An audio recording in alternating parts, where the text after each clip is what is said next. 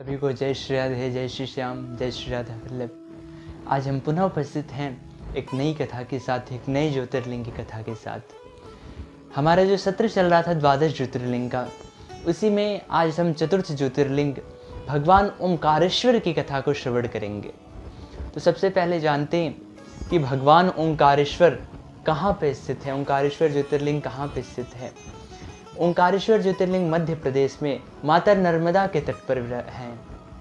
और माता नर्मदा के तट पर जो मानधाता द्वीप है, अब इस द्वीप का नाम मानधाता क्यों पड़ा? तो कहते हैं भगवान राम के पूर्वज जो मानधाता राजा थे, इन्होंने यहाँ पर भगवान शिव की आराधना की थी। भगवान शिव इनसे प्रसन्न होकर यहाँ पे प्रकट हुए थे, तो इसी कारण से इस द्वीप को मानधाता द्वीप भी कहते हैं।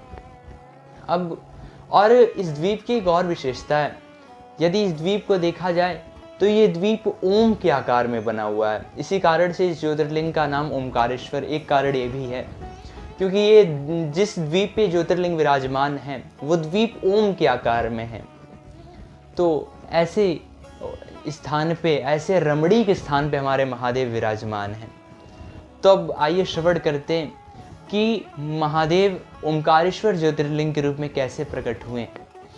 ये बात है उस समय की, एक बार हमारे नारद जी, अब नारद जी कौन हैं ये तो बताना आवश्यक, ये बताना इतना आवश्यक है नहीं। क्यों? क्योंकि सभी जानते हैं कि नारद जी कौन हैं। नारद जी कहते हैं भगवान के मन है नारद जी। अब व्यक्ति कुछ भी करना चाहता है, सबसे पहले संकल्प करता है कि हम ये करेंगे, भविष्य में हम एक गाड़ी खरीदेंगे, हम एक बंगला बनाएंगे, या फिर जो धार्मिक होते हैं उनकी इच्छा होती है कि भविष्य में हम यज्ञ करेंगे, हवन करेंगे, कथा सुनेंगे, तीर्थ यात्रा करेंगे, चारों धाम की यात्रा करेंगे। तो सबसे पहले कुछ भी करने से पहले हम संकल्प करते हैं। ऐसे हमारे ठाकुर जी, हमारे महादेव, कोई भी लीला रचनी होती सबसे पहले संकल्प करते हैं। और संकल्प कहाँ किया जाता है? मन में। तो महादेव के हृदय में इच्छा उत्पन्न हुई कि जीवों के ऊपर कृपा करनी चाहिए। तो हृदय में संकल्प उठा तो बात नारद जी को पता चल गई। अब नारद जी लीला की भूमिका बनाने पहुंच गए। महाराज कहाँ पहुंचे? श्री विंध्य पर्वत के पास पहुंचे। इधर विंध्य पर्वत को अपने ऊपर बड़ा अहंकार हो गया था, अपने ऊपर अहंकार हो गया महाराज। नारद जी आए, बहुत पूजन किए और अपनी विशेषता बखानने लग गया, हम ऐसे, हम वैसे। नारद जी तो अहंकार नाशक। कहते हैं वैष्णव में ना तो स्वयं में महाराज अहंकार होता है और ना तो किसी और में अहंकार हो, तो वैष्णव उसके भी अहंकार का नाश कर देते हैं। नारद जी ने कहा अच्छा, यहाँ पे तो हमारे ठाकुर जी की बहन विराजमान होंगी। ठाकुर जी की बहन कौन? जब ठाकुर जी द्वापर में, नारद जी ने विचार किया कि द्वापर में कृष्णावतार लेंगे, तो कृष्णावतार जब लेंगे तो जो योग माया रहेंगी वो विंध्याचल पे विराजमान होंगी और माता विंध्यवासिनी वहाँ पे निवास करेंगी। तो इस पर्वत के अंदर तो अहंकार होना नहीं चाहिए, और क्योंकि यदि इसके अंदर अहंकार रहा, माता रानी इसके ऊपर विराजमान नहीं होंगी, तो महाराज इसके अहंकार का नाश करना चाहिए। नारद जी ने विचार किया। माता विंध्यवासिनी की भी बहुत बड़ी महिमा है, स्वयं ठाकुर जी की बहन है माता विंध्यवासिनी। और बड़े सौभाग्य की बात है कि हमारे कुल की देवी भी माता विंध्यवासिनी ही है। और माता विंध्यवासिनी कहते हैं कि माता जी का यदि दर्शन हो जाए तो माता जी अपनी कृपा से ठाकुर जी की भक्ति भी प्रदान करती हैं। तो महाराज इधर नारद जी ने विचार किया इसके अहंकार का नाश करना चाहिए। अब अहंकार का नाश कैसे करें? तो नारद जी ने कहते हैं कि हमारे ठाकुर जी बड़े वाक् चतुर हैं, अपनी वाणी से किसी के अहंकार का मद का नाश कर देते हैं। गोपियां गोपी गीत में कहती हैं कि हे प्रियतम, हे प्रियतम, आपको, आपकी जो नेत्र हैं, आपकी तिरछी चितवन जो है, वही बड़े बड़े अभिमानियों के मद का नाश करने वाली है। फिर आपने हमें ये वियोग क्यों दिया? तो कहने का भाव क्या है कि हमारे ठाकुर जी की जो तिरछी चितवन है वही अहंकार का नाश करने वाली है। फिर ठाकुर जी अगर कुछ बोल दें तब तो विचारने की बात ही नहीं है कि अहंकार का नाश होगा या नहीं। और कहते हैं कि हमारे ठाकुर जी के अंदर जो जो शक्तियाँ हैं, हमारे ठाकुर जी के अंदर जो जो विशेषताएं हैं, वो भक्तों के अंदर विशेषताएं हैं। अब महाराज नारद जी की वाक चातुरी भी ऐसी, नारद जी ने विचार किया कि इनको समझाना पड़ेगा। अब नारद जी ने सुना, बोले बहुत अच्छा विंध्य पर्वत, परंतु मैंने सुना है, मैंने देखा भी है कि इस समय मेरू पर्वत की सबसे अधिक महिमा हो रही है। मेरू पर्वत की शिखर इतने ऊपर चले गए हैं, सुमेरु पर्वत के शिखर कि देवताओं के लोकों को स्पर्श कर रहे हैं, उसकी महिमा सबसे अधिक है। हाँ, मानते हैं आपकी भी महिमा है विंध्य पर्वत, परंतु इस समय सबसे अधिक किसी की महिमा है तो वो सुमेरु पर्वत की। अब विंध्याचल को तो अभी तक यह अभिमान था कि महाराज हम सबसे श्रेष्ठ। नारद जी ने ऐसा बोल के उसके अभिमान को तोड़ दिया। अभिमान को तोड़ दिया तो उसके हृदय में संताप उत्पन्न हो गया, बड़ा दुखी हुआ महाराज। बोले क्या करना चाहिए? तो फिर उसने विचार किया कि अब महादेव की हम आराधना करेंगे। बड़े दुखी हुए और कुछ सोचने विचारने की क्षमता नहीं रही, बस सोचे महादेव ही क्षमता प्रदान करेंगे सोचने विचारने की। आराधना करना प्रारंभ की, पार्थिव शिवलिंग बनाया और महादेव की कई वर्षों तक आराधना करते रहे। अब हमारे महादेव तो बड़े शीघ्र प्रसन्न हो जाते हैं। आशुतोष नाम भी महादेव प्रसन्न हो गए, प्रसन्न होकर प्रकट हुए और बोले मांगो विंध्य, तुम्हें क्या चाहिए? विंध्य पर्वत ने कहा, हे महादेव, आप कृपा पूर्वक आपने दर्शन दे दिया, यही सबसे बड़ी बात है, परंतु यदि कुछ देना ही चाहते हैं तो आप कृपा पूर्वक मुझे ऐसी बुद्धि प्रदान करें ताकि मैं उस बुद्धि से सत्कर्म कर सकूं, उस बुद्धि के द्वारा मेरे जो सभी संशय हैं उनका नाश हो सके, सद्बुद्धि प्रदान करें।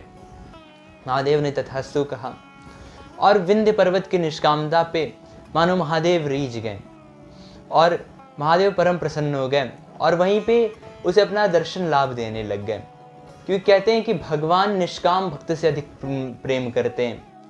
विंध्य पर्वत महादेव का दर्शन कर रहे हैं, इतने देर में वहाँ पे कुछ देवता आ गए, ऋषिगण आ गए और उन्होंने आकर के महादेव से निवेदन किया कि प्रभु विंध्य पर्वत ने आपकी यहाँ पे स्तुति की, आराधना की है, शिवलिंग आपकी स्थापित की है और ये निष्काम, इसके हृदय में तो कोई इच्छा नहीं है। तो निष्काम भक्त जब भगवान की आराधना करता है फिर उसका जो फल होता है वो जगत के लिए कल्याणकारी होता है। इसलिए आप कृपा पूर्वक यहाँ पर विराजमान हो जाइए और यहाँ पर विराजमान होकर के सभी जीवों के ऊपर कृपा करिएगा। महादेव परम प्रसन्न हो गए और महादेव वहाँ पे विराजमान हो गए और बस अकेले नहीं विराजमान हुए, माता पार्वती के साथ वहाँ पे विराजमान हो गए। आज के समय में महादेव हमें दर्शन देते वहाँ पर। और इस ज्योतिर्लिंग की एक और विशेषता है कि यहाँ पे 2 ज्योतिर्लिंग हैं, एक ओंकारेश्वर, एक ममलेश्वर। ममलेश्वर की कथा आती है कि एक भक्त हुई हैं श्री अहिल्याबाई जी, तो वो महादेव के नित्य पार्थिव शिवलिंग बनाती और फिर उसके पश्चात महादेव की स्तुति करती। उनकी भक्ति इतनी दृढ़ हो गई कि महादेव उनके सामने ही प्रकट हो गए। उन्होंने भी निवेदन किया तो महादेव वहाँ पर भी विराजमान हो गए। कहते हैं कि यदि ओंकारेश्वर ज्योतिर्लिंग का कोई दर्शन करे और दर्शन करने के पश्चात यदि ममलेश्वर ज्योतिर्लिंग का दर्शन न करे तो दर्शन पूर्ण नहीं माना जाता। और ओंकारेश्वर ज्योतिर्लिंग की एक और विशेष बात, यदि आपने सभी तीर्थों में भ्रमण कर लिया और तीर्थों का जल लाकर यदि आपने महादेव के ऊपर नहीं चढ़ाया तो आपकी तीर्थ यात्रा पूर्ण नहीं मानी जाती है।